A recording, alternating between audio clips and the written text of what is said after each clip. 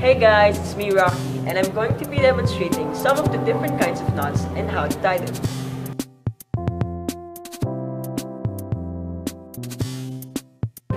So first we have the overhand knot, which is one of the simplest knots, and it is used as a stopper, or it falls under the category of stopper, which creates a thicker point on the rope.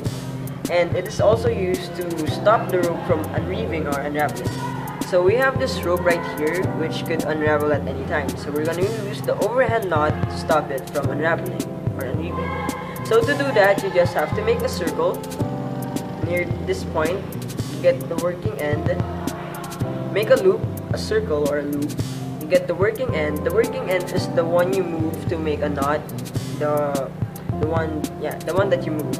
And you pass it through the circle or the hoop, then you just pull it. So by doing that, you're gonna stop the rope from unraveling, and the rest of the rope would be or remain intact. See?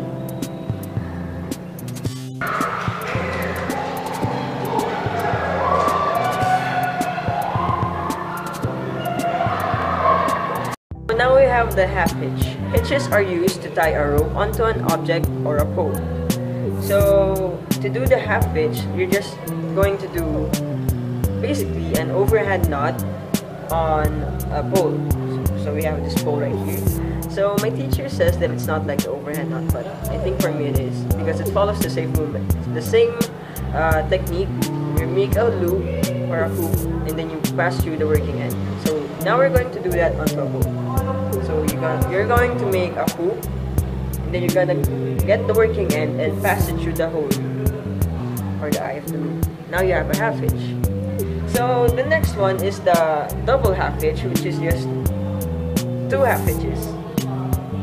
So you have already your half hitch, but you're going to do again, get the working end, and then you make another hoop or a loop, then you pass it through the hole. So basically, the double half hitch is just a half hitch over the previous half hitch. So, tada! Now you have the double half hitch. So now we have the clove hitch. So the clove hitch is not very secure, unlike the double half hitch. So to do that, you're going to get your working end, you pass it halfway through the pole, and then you're gonna pass it over the loop, or I mean the rope. So by doing that, you're going to be making an X, just like so. You get the working end and you pass through the upper opening of the X. So as you can see, there, the upper opening of the X, and then just pull. So that's the clove hitch. So now we have the timber hitch. The timber hitch is a hitch that's used to lift heavy cylindrical objects, just like a pole, a barrel, or a log. So you get your rope, you move it, you get your working edge or your working part, and then you move it around the pole or the log. And then you move it around the standing part. The standing part is the part of the rope that's not really moving. So you move it around, so it's gonna make a revolution, but a half revolution. So you move it around the standing part, and then you get the working edge, you pass it through the hole or the loop, the first one you made, 3 times, or as many times as you want to be more secure. So we're gonna do 3, 1, 2, and then the last one, 3. You pull it, make it tight. So that's very secure. It's used to lift heavy objects, but it's very easy to untie. So I moved to a different location, so it seems similar, but it's not, because I was previously there. Got swarmed by a different section. So now we're going to be having the round turn in 2 hitches. So I lost my pole because it was there, so I'm going to be using my arm. So you're just going to be making, so you get your working end and you make a loop around the object. So yeah, and then after that you're going to be making 2 half hitches. So like that. And then you do it again. So just like that. The round turn and two half hitches. So now we're going to be doing the taut line hitch, which is one of my personal favorites, and it's a very adjustable knot. So it's basically just like a double half hitch, but the first half hitch is what's going to happen is the working end will pass through the standing part 2 times. So we're going to do it. We're going to make our first half hitch, but the working end will pass around the standing part 2 times. So we have this, it should look like this, it should look neat. And then we're going to make our second half hitch. Pass it around and then you pull it.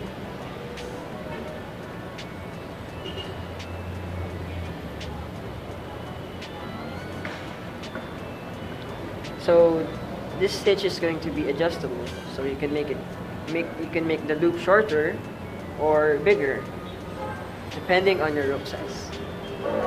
That's the taut line hitch. So now we have the bowline. So it's spelled as bowline but pronounced as bowline. So first we're going to be making a loop or a pole, and then after that we're going to follow the mnemonic, the rabbit, which is this. Wait, let me make it an overhand knot first so the rope will not unravel. See? So first we're going to be making a loop or a pole, and then we're going to follow the mnemonic, the rabbit, which is the end, the working end. The rabbit comes out of the hole around the tree or the standing part and then back to its hole again. So you're going to be confused because there are many holes. So, and this looks like, you know what it looks like. So you pass it through the middle, this one, the second one, and then you pull it, make it tight. So now we have a non-slip loop or hoop. So unlike the taut line, you cannot adjust this. So that's the bowline. So next we have the reef knot. It's used to tie 2 ends of a rope together. So I'm going to turn my back so you can easily understand it, and we're going to follow the mnemonic, right over left, and you put it under, then left over right, and you put it under again. Makes a knot both easy and tight. So next we have the sheet bend. So the sheet bend is used to tie 2 types of different rope together. So unfortunately we have one different rope, but let's pretend that these are different. So to do that, we're going to be making a bite on the first rope, then on the other rope, that will be our working end.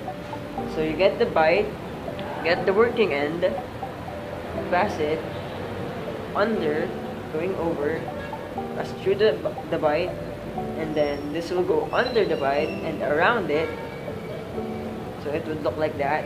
And then you get the working end and then you pass it through the loop and you pull it, so it should look like this. So our last knot is called the sheep shank. So this is used to make ropes shorter. So just like this is a long piece of rope.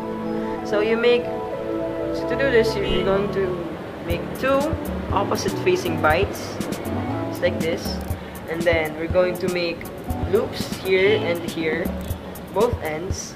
So just like this. So we have a loop here, and then we have another loop here. So we get the ends of the 2 bites, and then we're gonna pass it through the respective loops. This one, and then this one. And then you pull on the 2 ends of the rope and on the bites, so to make it tight. So that's the sheep shank. Tada! We made the rope shorter. Sheep shank. So those are some kinds or some types of the different knot tying styles, and I showed you 10. So I hope you learned something from this video, and thank you for watching.